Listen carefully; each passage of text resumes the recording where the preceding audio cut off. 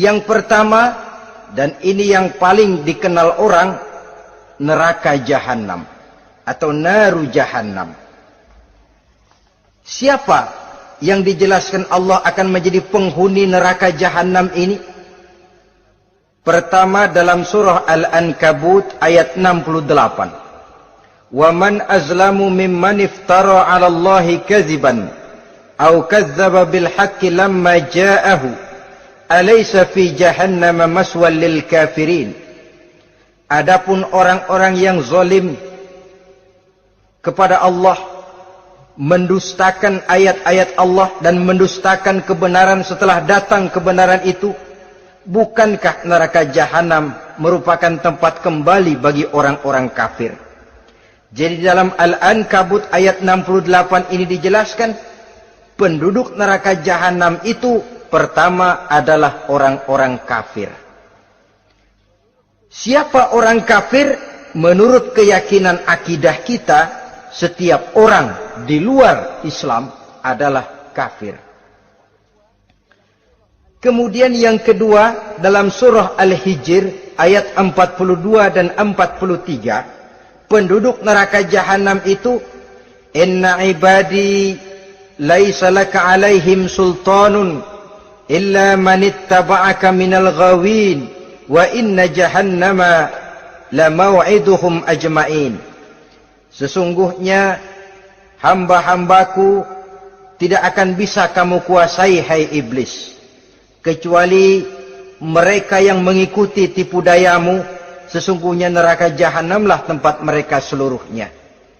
Kalau kita perhatikan ayat ini, maka penghuni neraka Jahannam yang kedua adalah para pengikut setan. Para pengikut setan dengan seluruh ajaran-ajaran yang dilancarkan oleh setan. Padahal pada saat hendak masuk neraka, setan jelas cuci tangan. Tugasnya cuma bagaimana mencari pengikut sebanyak-banyaknya yang akan nemenin dia di neraka nanti. Tapi pada saat orang digiring ke dalam neraka, setan cuci tangan. Mungkin orang menuntut, setan, gue ngikutin lu, sekarang kenapa jadi kemari? Nah, gue bilang juga apa? Kata setan, gue bilang juga apa, lu kenapa ngikutin? Dan setan ini menebar ranjau dalam segala bentuknya, dengan segala macam caranya. Para pengikut setan yang menjauhi tuntunan agama, memperturutkan hawa nafsunya. Setan membisiki manusia lewat minuman keras. Setan masuk manusia lewat judi, lewat zina, lewat kenikmatan yang melalaikan orang dari kehidupan akhirat dan selanjutnya. Dengan segala macam jalan. Kadang-kadang dalam ibadah setan juga masuk. Kalau tidak ditimbulkannya takabur, ditimbulkannya sikap ujub dalam diri kita.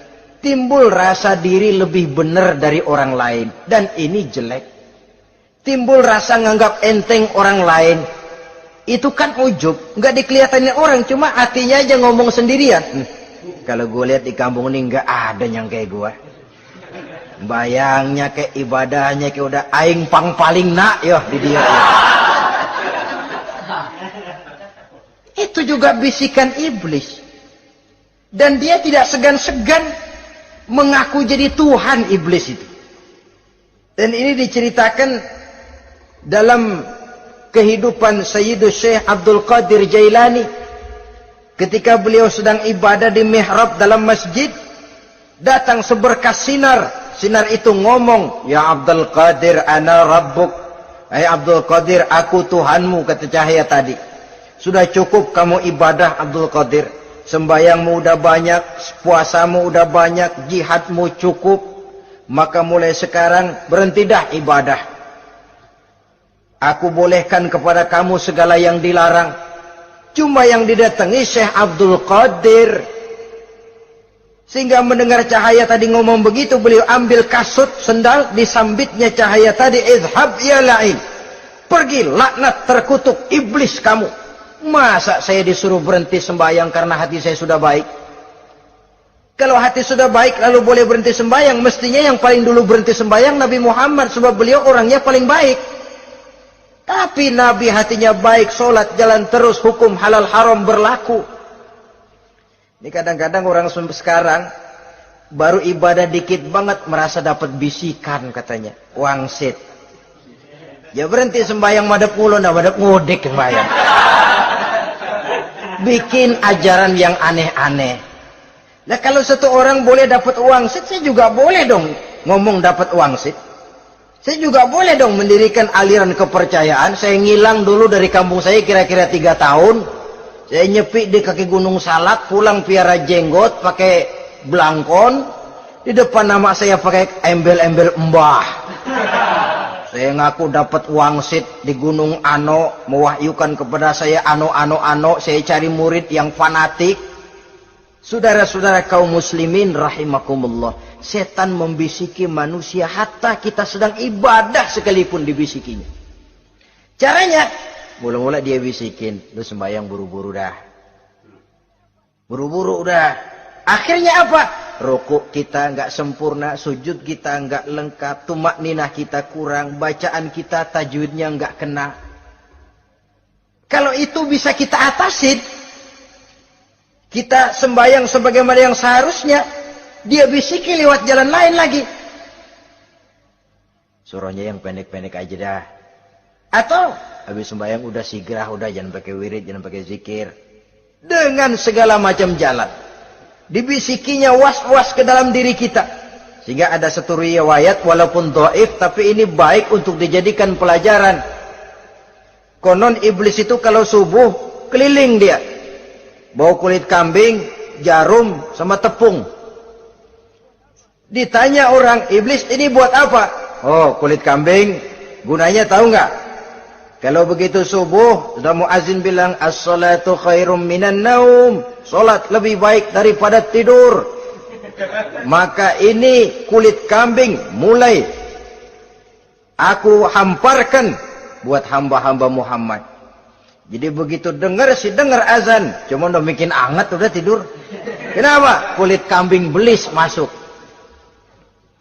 Saudara-saudara, lalu kata orang tadi lagi, lah kalau tepung buat apa itu? Oh, tepung. Itu kalau umat Muhammad mau baca Quran, baca kitab, mutolaah, gua aurin tepung matanya. Biar dia sepet. Makanya kalau sudah ngaji, baca Quran, bawaannya udah ngantuk aja ngantuk. Oh begitu, iya. Nah kalau duri paku itu buat apa? Nah ini duri paku. Kalau umat Muhammad mau hadir di majelis taklim, mau pergi ngaji, mau duduk iktikaf di masjid, gua pasangin paku di pantatnya. Jadi kalau sudah duduk di masjid, kelasat, kleset. Hadir di majelis taklim, kelasat, kleset. Bawaannya mau udahan melulu. Itu duri-duri dan paku-paku yang memang ditebarkan oleh iblis. Saudara-saudara kaum muslimin rahimakumullah, jadi para pengikut setan dengan segala macam perangkapnya ini pun, ya perangkap setan itu ya dunia, dunia itu ya isinya harta, tahta, wanita. Kan perangkap dunia itu. Harta, tahta, wanita, ini sering bikin orang buta. Perangkap dunia dan merupakan perangkap setan sekaligus. Nah, yang ketiga, penghuni neraka jahanam adalah para pembuat dosa, orang-orang yang durhaka. Dalam Thaha ayat 74 Allah menjelaskan, innahu may ya'ti rabbahu mujriman fa inna lahu jahannam. Sesungguhnya orang-orang yang datang menghadap Allah dengan berlumuran dosa, maka sesungguhnya bagi mereka adalah neraka jahanam. Dan yang keempat, penghuni neraka jahanam orang yang kufur nikmat. Tidak cuma kufur iman, tapi kufur nikmat bisa menyebabkan orang masuk neraka jahanam. Belum pernah merasakan dalam hidupnya bahwa Allah memberikan nikmat kepadanya, bagaimanapun besar karunia dan nikmat itu. Dalam surah Ibrahim ayat 28-29 Allah menjelaskan, alam tara ilal ladzina baddalu ni'matallahi kufran wa ahallu qaumahum darul bawar jahannama yaslaunaha wa bi'sal qarar. Tidaklah engkau perhatikan, tidaklah kau lihat orang-orang yang mengganti, menukar nikmat Tuhannya dengan kekufuran. diberikan nikmat berupa Islam, digantinya dengan kekufuran. Dia tidak tahan kesengsaraan dunia lalu memilih kesengsaraan akhirat. Padahal kesengsaraan akhirat lebih abadi dari kesengsaraan dunia. Ada orang yang gak tahan miskin dunia, lalu menjatuhkan pilihan lebih memilih miskin akhirat. Ya Allah, keliru besar. Karena gak tahan hidup miskin di dunia, ada yang nawarin ngasih supermi 3 bungkus, iman telap. Ada yang ngasih beras, pindah agama. Ada yang bawain pakaian bekas, tukar akidah, pindah iman. Innalillah. Ditukar kemiskinan dunia dengan kemiskinan akhirat. Padahal kemiskinan dunia berapa tahun? Setahun umur manusia. Sepanjang-panjang umur orang sekarang kan. 100 tahun udah jarang umur orang sekarang. 70 aja udah cakep tuh. Sebenarnya kalau 70 tuh ada jatah lebih tuh, 7 tahun. Toh kalau ikut Nabi 63 tahun kan, Nabi wafat. Kalau kita sudah umur 70 tuh ada jatah ekstra 7 tahun. Oh ya, dimanfaatkan baik-baik mestinya. Taruhlah kemiskinan dunia, bagaimanapun melaratnya dunia, bagaimanapun sengsaranya dunia, cuma sebatas umur kita. Tapi kalau nikmat Islam ini harus kita tukar dengan yang lain. Baddalu ni'matallahi kufran, menukar mengganti nikmat yang diberikan Allah dengan kekufuran. Artinya kita menukar kemiskinan sementara dan kita memilih kesengsaraan dan kemiskinan abadi. Di akhirat kita miskin, di neraka kita miskin, miskin abadi. Di neraka kita sengsara, sengsara abadi. Saudara-saudara kaum muslimin rahimakumullah. Itu neraka jahanam. Yang kedua dinamakan neraka jahim. Siapa mereka ini para penghuninya? Siapa mereka ini para penghuninya? Pertama dalam surah At-Takatsur, yaitu orang-orang yang bermegah-megah dengan dunia, menumpuk-numpuk harta, lalu lupa dengan kesibukan harta itu, lupa kepada kehidupan yang akhirat nanti. Alhaakumut takatsur hatta zurtumul maqabir kalla sawfa ta'lamun summa kalla sawfa ta'lamun kalla law ta'lamuna ilmal yaqin latarawunnal jahim. Kamu telah lalai akibat apa? At-takatsur. Ini penyakit pertama yang menyebabkan orang sampai ke neraka jahim. Penyakit takatsur. Dan itu penyakit zaman sekarang. Berlomba-lomba dengan kemegahan materi. Berlomba-lomba dengan kemegahan dunia. Padahal kalau urusan itu kita berlomba, tidak akan pernah sampai finish. Percayalah itu. Tidak akan pernah finish. Sebab kemegahan dunia siklus, lingkaran setan. Kita anggap kalau punya duit 1 juta tenang. Punya 1 juta berubah pikiran. Lain lagi. Kita anggap kalau punya mobil enak. Sudah punya mobil, lain lagi problemnya. Kita anggap kalau rumah sudah gedung, enak hidup. Punya rumah gedung, lain lagi problemnya.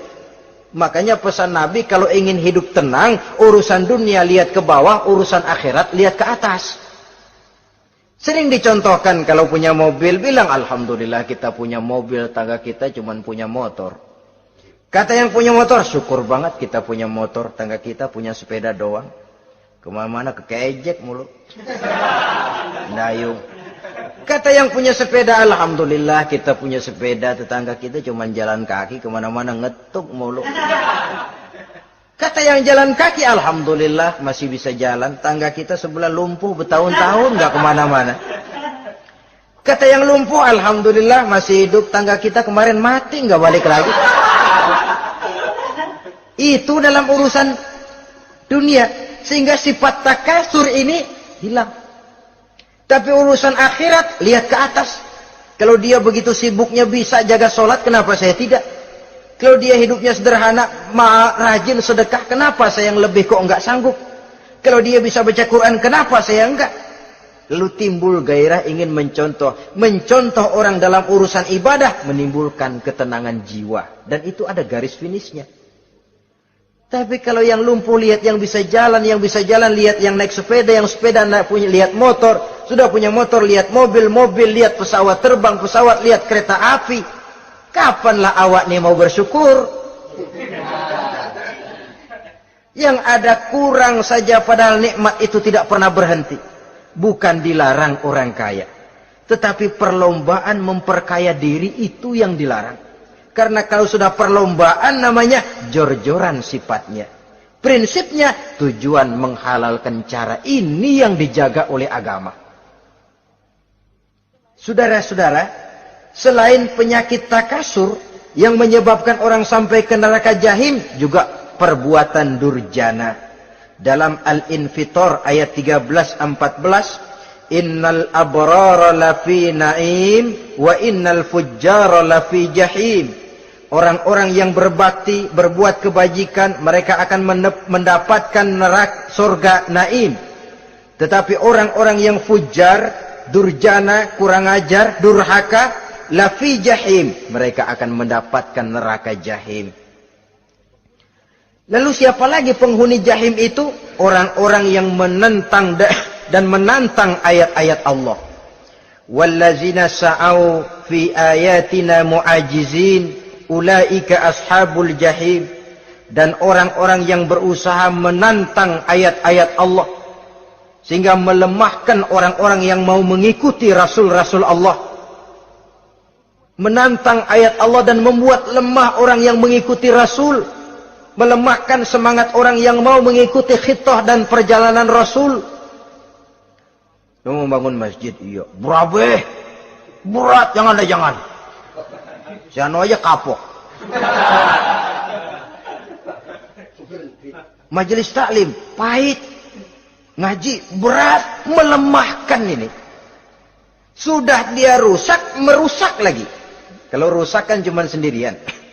Ini tidak, sudah rusak, merusak. Mu'ajizin, melemahkan orang-orang yang mau mengikuti ayat-ayat Allah. Dan itu tidak jarang zaman sekarang ini.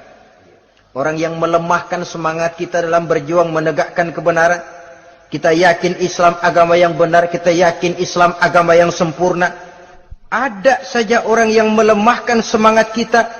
Yang berteori bahwa ada ayat-ayat Quran yang tidak relevan lagi dengan situasi dan kondisi.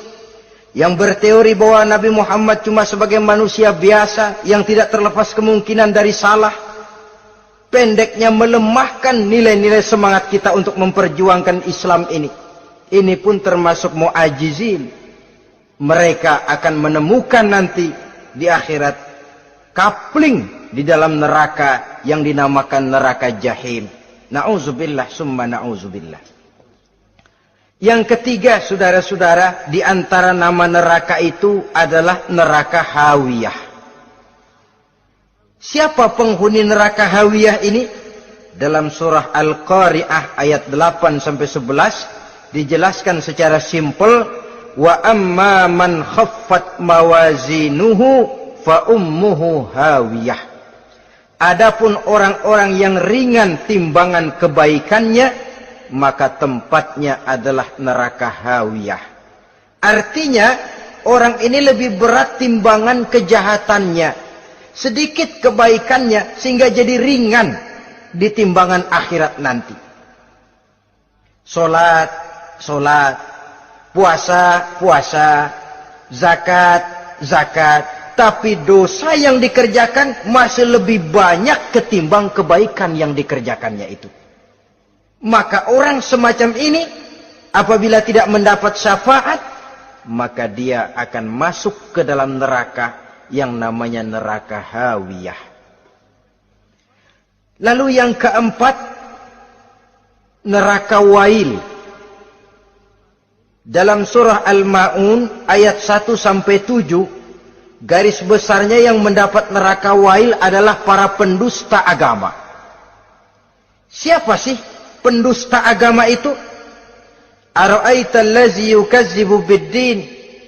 Tidakkah kamu lihat siapa orang-orang yang mendustakan agama? Mendustakan agama. Beragama tapi bohong. Salatnya bohong. Hajinya bohong. Puasanya bohong. Mendustakan agama. Siapa mereka? Fazalikal ladzi yad'ul yatim. Pertama, orang yang suka menghardik anak yatim. Anak yatim yang lemah, anak yatim yang tidak berdaya, yang hidup dipayungi kemiskinan dan kekurangan, bukan ditolongnya, malah dihardiknya. Jangan lupa, saudara yang sudah 2-3 kali pergi ke Makkah, saudara yang khusyuk dalam sujudnya, saudara yang mantap dalam puasanya, mungkin saja bisa terhalang masuk ke dalam surga. Karena di samping rumah saudara ada anak yatim merintih menahan lapar dan haus. Saudara tahu, saudara mampu, tapi saudara diam saja, tidak mau mengulurkan tangan. Mungkin itu yang akan mengganjal saudara untuk masuk ke dalam surga. Wala yahuddu ala tu'amil miskin. Mereka membiarkan fakir miskin, tidak memberikan makan. Kemudian fawailul lil musallin. Mereka juga melalaikan solat. Allazina hum an solatihim sahun. Allazina hum yura'un. Mereka juga riak di dalam amalnya. Saudara hadirin kaum muslimin rahimakumullah. Melalaikan solat, kemudian riak dengan amalnya, termasuk amalan solatnya. Kalau jadi imam, bahasanya dibuat sepasih-pasihnya, surahnya yang panjang-panjang, paling pendek sabbihis sama wadduha. Tapi kalau solat sendirian cukup qul huwallahu ahad sama inna a'tainakal kautsar. Hilang lagi nilai keikhlasannya. Dan terakhir, mereka enggan untuk membayar zakat. Yang memenuhi ciri-ciri inilah yang dikatakan sebagai pendusta agama. Menghardik yatim, membiarkan fakir miskin, melalaikan solat, riya, dan enggan membayar zakat. Mereka divonis mendapat neraka wail. Seperti dalam surah Al-Ma'un ayat 1 sampai dengan 7. Saudara-saudara kaum muslimin rahimakumullah. Yang kelima, neraka sa'ir. Neraka sa'ir ini pertama buat mereka yang memakan harta yatim.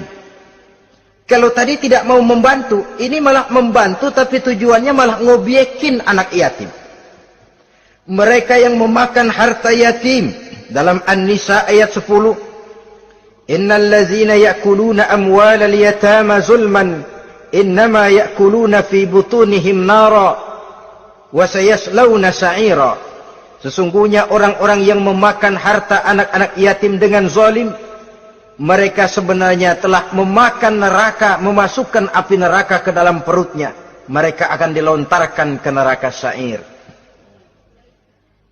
Selain itu, orang-orang yang mengingkari apa yang diturunkan oleh Allah Subhanahu wa ta'ala, mengingkari kebenaran Quran, mengingkari Rasul, pendeknya mengingkari Islam, dijelaskan dalam surah Luqman ayat 21. Yang keenam, saudara-saudara, yang dinamakan dengan neraka laza namanya. Pertama, untuk pembangkang dan orang yang menjauhi agama. Yang kedua, orang yang berpaling dari kebenaran. Dan yang ketiga, orang yang suka menumpuk-numpuk harta dan menyimpannya, tidak mau membayar zakat, infak, apalagi sedekah. Ini kita temukan penjelasannya dalam surah Al-Ma'arij ayat 15 dan 17. Yang ketujuh dinamakan neraka Sakor. Siapa penghuni neraka Sakor ini? Pertama, orang yang tidak pernah sholat. Yang kedua, tidak pernah memberi makan orang-orang miskin. Yang ketiga, ahli membicarakan yang batil. Strategis betul dia, ulung kalau sudah mengatur kebatilan. Kemudian yang keempat, orang yang mendustakan hari akhir. Dalam surah Al-Muddatsir ayat 42 sampai 47, kepada penduduk neraka Sakor ditanya, "Ma salakakum fis Sakor?" Apa yang menyebabkan kamu masuk ke dalam neraka Sakor? Qalu lam naku minal musallin wa la naku nut'imal masakin wa kunna nakhudu ma'al khaidin wa kunna nukadzibu yaumaddin. Mereka menjawab, kami di dunia tidak pernah sholat, tidak pernah memberi makan fakir dan miskin. Kami selalu berkumpul dengan orang-orang yang batil dan membicarakan kebatilan, dan kami mendustakan adanya hari akhir. Yang kedelapan, yang terakhir adalah neraka Khutamah. Ini diperuntukkan bagi para pengumpat, pencela, para penghina orang lain, mencari aib saudaranya, kemudian juga mereka menumpuk, menghitung-hitung harta, lalu kikir dan bakhil dengan hartanya itu. Dalam surah Al-Hujurat ayat 11-12, kemudian surah Al-Humazah ayat 1 sampai dengan 7, kita temukan penjelasan itu. Pada akhirnya saudara-saudara, kalau penduduk surga mereka kekal di dalamnya, maka penduduk neraka ini ada dua macam. Ada penduduk musiman, ada penduduk permanen. Kalau yang namanya penduduk permanen, itu sudah punya paspor, KTP itu. Memang penduduk permanen itu mereka yang kekal selama-lamanya di dalam neraka. Mereka lah orang-orang musyrik dan orang-orang kafir, termasuk orang-orang munafik. Bahkan lebih dahsyat lagi yang namanya munafik. Kata Allah, innal munafiqin fid darkil asfal minan nar. Orang munafik itu berada di dasar jurang neraka yang paling bawah, keraknya neraka. Saudara-saudara, adapun penduduk yang semi permanen, ia masuk neraka buat sementara saja, sekedar dengan dosa-dosa yang dikerjakannya. Mereka adalah orang-orang mukmin yang asli, orang-orang Islam yang waktu di dunianya berbuat dosa. Mereka masuk ke dalam neraka, menerima azab sesuai dengan dosa yang dikerjakannya. Setelah itu mereka akan diangkat dari surga untuk ditempatkan di dalam. Mereka akan diangkat dari neraka untuk ditempatkan di dalam surganya Allah Subhanahu wa ta'ala. Seperti banyak dijelaskan dalam hadis-hadis sahih yang diriwayatkan oleh Imam Bukhari dan Muslim. Nah, inilah sekelumit tentang neraka dan calon-calon penghuninya. Mudah-mudahan Allah jauhkan kita. Allah jauhkan anak cucu kita. Amin. Allah jauhkan seluruh keluarga kita. Amin. Dari neraka dan dari azab neraka. Amin. Terima kasih dan mohon maaf. Wassalamualaikum warahmatullahi wabarakatuh. Waalaikumsalam warahmatullahi wabarakatuh.